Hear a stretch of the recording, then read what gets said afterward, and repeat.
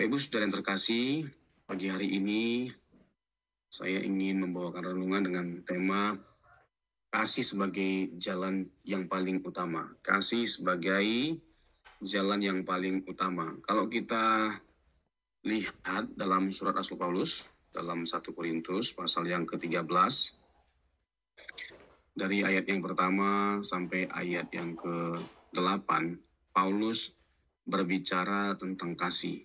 Paulus berbicara tentang kasih kepada jemaat Korintus. Dan saya rasa Paulus memberikan satu solusi yang sangat baik kepada jemaat Korintus yang pada waktu itu ada banyak perselisihan, ada banyak pertentangan dan penyimpangan dari pengaplikasian karunia-karunia. Ada masalah di jemaat Korintus, ya. Misalnya salah satunya adalah pengaplikasian karunia-karunia secara tidak tepat, seperti penggunaan bahasa roh, atau ada orang yang merasa dirinya lebih tinggi, lebih hebat daripada yang lain hanya karena bisa berbahasa roh. Pokoknya kita melihat ada ketidakdewasaan dari jemaat Korintus, dan ini menjadi perhatian Rasul Paulus. Nah, bagaimana Paulus menyikapi masalah yang ada di jemaat Korintus dengan menjelaskan tentang kasih sebagai hal yang terutama. Dan saya rasa solusi yang diberikan oleh Rasul Paulus ini sangat tepat. Artinya, kalau kita anak-anak Tuhan hidup dalam kasih, seharusnya tidak ada persoalan yang remeh-temeh. Tidak ada sikap di mana kita menyombongkan diri atau merasa diri lebih baik, lebih hebat, lebih benar daripada yang lain. Yang ada adalah kita merendahkan diri, merendahkan hati, ya, memandang satu dengan yang lainnya penuh kasih. Kita saling mendorong, saling menguatkan, saling mendoakan. Itulah yang ada dalam diri seseorang yang hidup di dalam kasih Kristus. Jadi Paulus urai tentang deskripsi dari kasih dan sifat dari kasih yang dijelaskan oleh Rasul Paulus dalam 1 Korintus pasal 13 itu dalam bentuk perintah. Ya, kasih itu sabar, kasih itu murah hati, ia tidak cemburu, ia tidak memegahkan diri dan tidak sombong, ia tidak melakukan yang tidak sopan dan tidak mencari keuntungan diri sendiri, ia tidak pemarah dan tidak menyimpan kesalahan orang lain. Ia tidak bersukacita karena ketidakadilan, tetapi ia bersukacita karena kebenaran. Ia menutupi segala sesuatu, percaya segala sesuatu, mengharapkan segala sesuatu, sabar menanggung segala sesuatu. Kasih tidak berkesudahan, nubuat akan berakhir, bahasa roh akan berhenti, pengetahuan akan lenyap, dan seterusnya. Jadi, Paulus hendak menekankan bahwa yang paling utama dari semuanya itu adalah bagaimana kita hidup dalam kasih. Karena itu, kasih itu harus menjadi motif, di mana perkataan kita, tindakan kita harus dilandasi oleh kasih. Jadi nggak mungkin lah ya, kalau kita hidup dalam kasih, kita bisa memegahkan diri kita dibandingkan dengan yang lainnya. Memegahkan gereja kita, merasa diri kita lebih baik daripada yang lain karena kita punya ini dan itu. Ya, merasa gereja kita lebih baik daripada yang lain. Lalu kita merendahkan gereja orang lain atau pendeta lain hanya karena ya kita punya banyak kelebihan. Seharusnya kelebihan kita itu satu. Ya, ketika kita menaruh ya kebanggaan pada Kristus. Nggak ada yang lain. Karena atas segala sesuatu yang kita miliki, hanya Yesus yang patut dimuliakan. Hanya Yesus yang patut dibanggakan. Nah, itulah yang kita lakukan pada akhirnya kalau benar hidup kita dikuasai oleh kasih. Tidak mudah memang pada akhirnya. Ya, apalagi kita sebagai manusia ya masih terikat oleh daging atau hawa nafsu. Kadang-kadang tanpa kita sadari ya, masih ada banyak ketidakdewasaan atau kelemahan kita yang menuntut orang untuk mengapresiasi kita ya, apalagi kalau kita ini someone gitu loh ya, seseorang yang terpandang. Jadi ya inilah tantangannya. Jadi menuntut untuk dihormati ketika kita sudah melakukan banyak hal ya, kita ingin diapresiasi. Tapi ya jelas lah, ya itu sesuatu yang salah. Tidak ada yang salah dengan melakukan yang baik. Tetapi melakukan yang baik tanpa motif yang benar itu menjadi salah dalam konteks kacamata Injil. Sehingga menjadi penting bagi kita melakukan segala sesuatu dalam perspektif Injil. Sehingga terjadi sebuah transformasi. Ya, pikiran kita itu harus ditransformasi, harus diubah. Sehingga di-drive segala sesuatunya sesuai dengan kebenaran Injil. Jadi kita ini adalah hamba. Itu yang Injil sampaikan kepada setiap kita. Yesus Kristus sendiri, ketika dia menjelma menjadi manusia, memperlakukan dirinya sebagai hamba. Siapa kita? Dengan segala keberadaan kita, ini sebuah pertanyaan yang harus kita renungkan. Who we are? Siapa kita? Jadi kalau Kristus saja ya dalam keadaan dia sebagai manusia yang merupakan dia adalah pencipta atas segala sesuatu, pemilik atas segala sesuatu, dia pengelola alam semesta, dia yang menopang alam semesta. Ketika dia menjelma menjadi manusia, dia memposisikan dirinya sebagai hamba. Dia dihina, ya dia mengalami pengalaman manusia. Hanya beda responnya aja. Kalau Tuhan kita Yesus Kristus dalam segala hal kita dapati responnya itu benar, responnya positif. Ya, dia dihina, dicaci maki. Puncaknya adalah dia disalibkan. Itu puncak dari perendahan dari Tuhan kita Yesus Kristus. Tetapi yang menjadi puncak dari perendahan Tuhan kita Yesus Kristus merupakan puncak peninggiannya. Itu sebuah paradoksal ya. Kita tahu bahwa Filipi 2 ya ayat 6 sampai 11 menceritakan bagaimana Yesus Allah meninggikan Yesus di atas segala nama, di mana semua lutut bertelut, semua lidah mengaku bahwa Yesus adalah Tuhan. Karena apa? Karena Tuhan kita Yesus Kristus ada di titik total submission, tunduk secara total. Peristiwanya di mana? Kapan? Waktu dia disalibkan. Itulah penundukan Yesus ya yang total. Sehingga dia melakukan apa yang Bapa kehendaki secara sempurna. Karena itu Bapa meninggikan dia di atas segala nama. Sehingga layak semua lutut bertelut, semua lidah mengaku bahwa Yesus adalah Tuhan. Jadi pengakuan kita terhadap Yesus bukan hanya sekedar dia raja, dia pemimpin, tetapi dia Tuhan. Artinya dia pemilik atas kehidupan kita. Dia pemilik atas segala sesuatu. Karena dia pemilik atas segala sesuatu, layak untuk kita menundukkan diri pada Yesus. Kasih ya yang menjadi karakteristik utama dari setiap kita sebagai pengikut Yesus. Kekristenan itu identik dengan kasih. Jadi kalau kita bicara tentang pengikut Yesus, maka yang menandakan kita sebagai pengikut Yesus adalah hidup dalam kasih. Karena seperti yang saya bilang tadi, motif utama bagi kita ya sebagai orang Kristen dalam menjalani kehidupan kita, pelayanan kita atau apapun itu adalah kasih. Ya, kehancuran yang ada, perselisihan yang ada, kesombongan yang ada, kebanggaan diri yang ada kalau kita tidak dikuasai oleh kasih Kristus.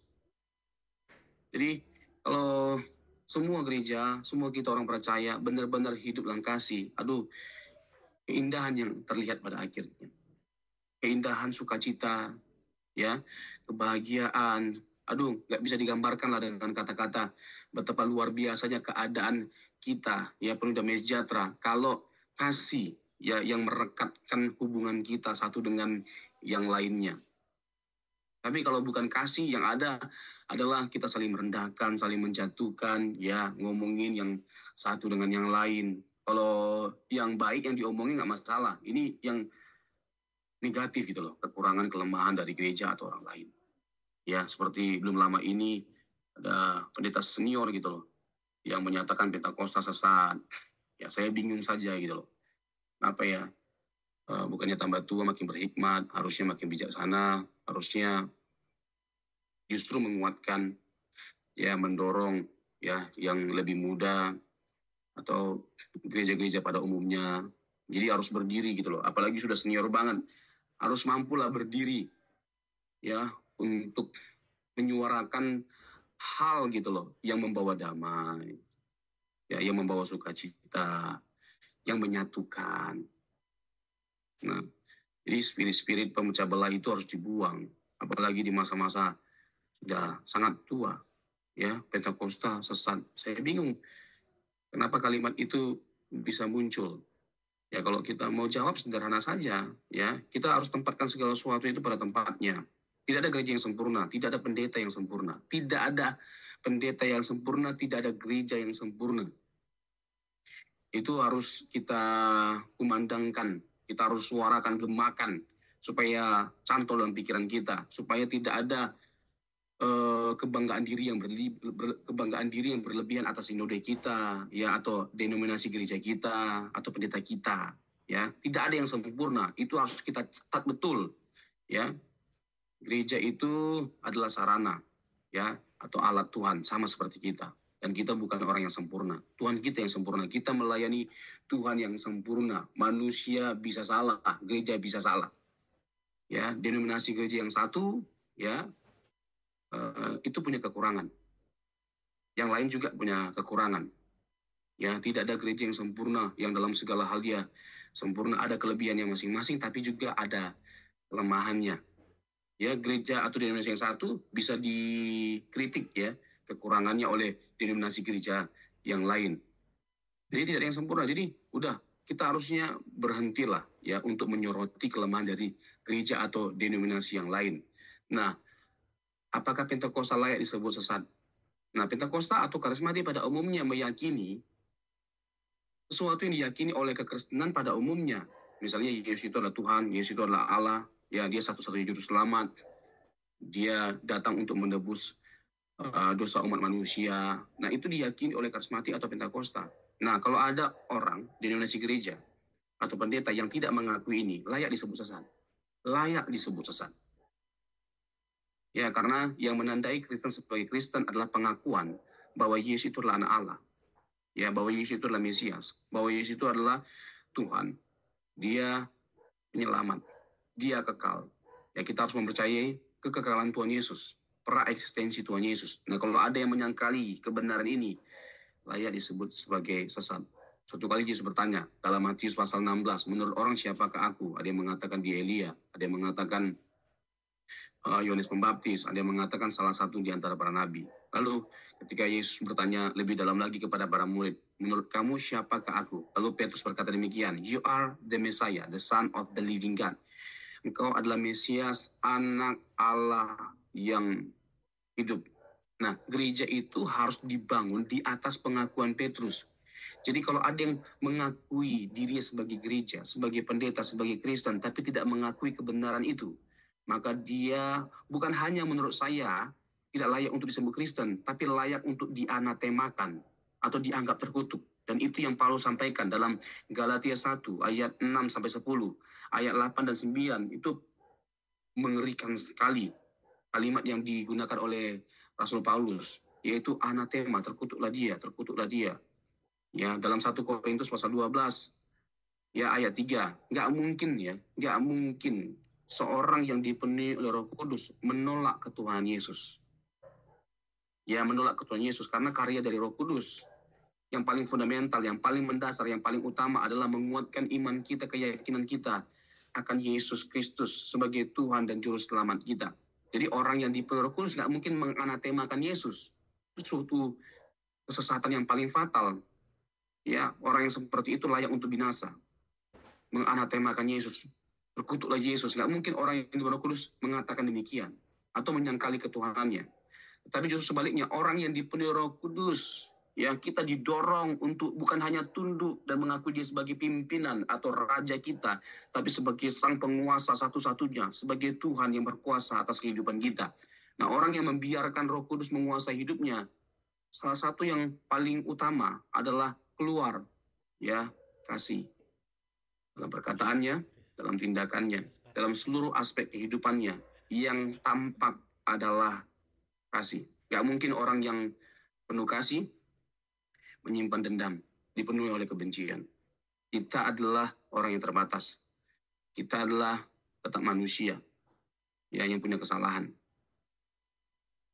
Kita bisa marah, kita bahkan bisa membenci. Tapi nggak mungkin orang yang dikuasai oleh kasih Kristus berlarut-larut menyimpan amarah atau dendam atau kebencian.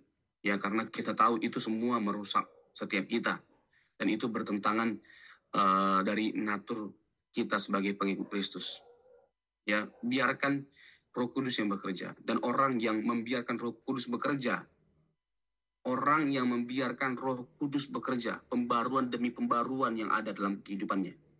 Pembaruan demi pembaruan, perubahan demi perubahan yang terjadi dalam kehidupannya. Ya, nggak mungkin kehidupan kita begitu-begitu saja. Dan kita sendiri harus belajar untuk melihat diri kita dengan jujur. Ya, apakah ada peningkatan pembaruan dalam diri kita sebagai orang percaya. Jadi, jalan yang paling utama itu adalah kasih.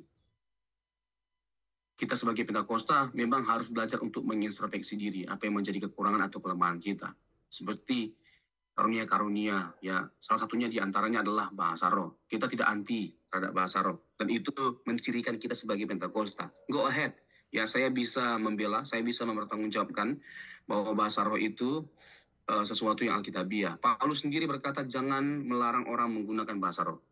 Ya, itu Paulus yang ngomong. Jadi kita punya dasar yang kuat, dasar biblika, dasar teologis yang kuat ketika kita mempraktekkan menerapkan karunia-karunia roh atau bahasa roh. Bahkan Paulus sendiri dalam 1 Korintus pasal 14 mengakui bahwa dia lebih banyak menggunakan bahasa roh dari semua jemaat Korintus. Ya, artinya Paulus sendiri tidak anti berbahasa roh, tetapi dalam penggunaannya, pengaplikasiannya harus teratur. Jadi Paulus itu lebih banyak bicara tentang motif dan ketertiban ya kepada jemaat Korintus ketika berbicara tentang karunia-karunia, karena memang jemaat itu tidak tertib dalam menggunakan karunia-karunia. Bukan Paulus melarang penggunaan karunia itu, tetapi yang lebih penting dari semuanya itu adalah bukan bahasa roh, tapi buah roh. Untuk apa kita bisa berbahasa roh, tapi nggak menghasilkan buah roh? Dan salah satu ya di antara dari buah roh adalah kasih, terakhir penguasaan diri. Inilah yang harus kita buru. Ya, kita berburu buah roh, bukan bahasa roh. Dengan kata lain, nggak jadi masalah, nggak berdosa kita, nggak jadi binasa kita hanya karena kita nggak bisa berbahasa roh. Meskipun itu ciri dari Pentakosta, karakteristik dari Pentakosta. Kalaupun ada perdebatan terkait dengan bahasa roh, namanya itu sesasionisme. Ya, orang yang berkeyakinan bahwa karunia-karunia roh itu sudah berakhir, seperti bahasa roh itu sudah berakhir. Itu jelas keliru. Itu sebuah pernyataan atau penafsiran yang sangat keliru. Didasarkan pada 1 Korintus 13 ayat 8-10. Dia harus baca ayat 12-nya. Ya, terjawab sebenarnya dengan melihat konteksnya secara utuh. Jangan hanya berhenti di ayat 10. Ya, di ayat 10 dikatakan demikian, karena sekarang kita melihat dalam cermin suatu gambaran yang samar-samar, tetapi nanti kita akan melihat muka dengan muka. Sekarang aku hanya mengenal dengan tidak sempurna, tetapi nanti aku akan mengenal dengan sempurna, seperti aku sendiri dikenal. Jadi bagaimana kita memahami ayat 10? Tetapi jika yang sempurna tiba, maka yang tidak sempurna itu akan lenyap. Jadi yang sempurna itu dalam pengertian apa? Bukan dalam pengertian kanon. Seperti yang diyakini oleh kaum sensasionis yang percaya bahwa karunia sudah berakhir, termasuk bahasa roh. Itu bukan dalam pengertian kanon, bahwa Alkitab sudah berakhir, sudah selesai dikanonkan, sehingga karunia-karunia sudah nggak diperlukan. Itu salah. Ayat 12-nya dong. Ya, muka dengan muka. Nanti kita berjumpa muka dengan Tuhan. Itu bicara tentang kedatangan Tuhan yang kali kedua. Pertanyaannya, apakah Yesus sudah datang yang kali kedua? Belum kan? Sehingga belum berakhir karunia-karunia itu. Bukan berarti karunia-karunia itu sudah selesai. Masih sampai Tuhan datang kali kedua. Kita masih membutuhkan karunia-karunia itu karena memang ya ketika Roh Kudus datang ke dunia, ketika Roh Kudus, maksudnya lebih tepatnya adalah mendiami setiap kita ketika kita percaya kepada Yesus. Dia menyatakan karyanya melalui berbagai macam karunia-karunia yang dipercayakan kepada setiap kita. Roh Kudus memberdayakan setiap kita melalui karunia-karunia-Nya. Jadi itu sesuatu yang alkitabiah. Penerapan terhadap karunia-karunia roh itu sesuatu yang alkitabiah. Kita punya dasar teologis yang kuat. Jadi kita punya alasan untuk semuanya itu. Jadi, tetapi mari kita meresponi semua dengan positif. Kalau ada yang kurang, ya, atau kelemahan kita, mari kita perbaiki. Ya, jangan kita menjadi marah secara tidak terkendali. Ya, hanya karena kita diserang. Enggak, kita harus tunjukkan kelas kita. Ya, bukan hanya sekedar kita ini ngotot ya dalam penerapan karunia-karunia atau hal yang bersifat supernatural, mujizat, ya. Kita bukan anti dengan semuanya itu, tapi pikiran kita itu juga harus jalan, ya. Firman Tuhan yang mengatakan bahwa kita harus mengasihi Tuhan Allah dengan segenap hati, jiwa, kekuatan, dan akal budi. Jadi akal budi, pengetahuan itu harus jalan, sehingga kita bisa mengerti kebenaran firman dengan benar. Kita bisa memahami kebenaran firman Tuhan dengan pikiran kita. Tapi ingat, bahwa pikiran perasaan kita, perasaan terkait dengan meyakini hal-hal yang bersifat supranatural, pikiran itu hal yang bersifat intelektual, semuanya ini harus tunduk terhadap kebenaran firman Tuhan, otoritas firman Tuhan. Jadi pikiran perasaan kita harus tunduk terhadap kebenaran firman Tuhan. Karena firman Tuhan itulah yang menjadi pedoman dasar atau standar tertinggi dalam kita mengevaluasi segala sesuatu. Kasih sebagai jalan utama, yang paling utama dalam kekristenan, dalam kita mengaplikasikan kasih Kristus dalam kehidupan kita dan pelayanan kita. Tuhan Yesus memberkati.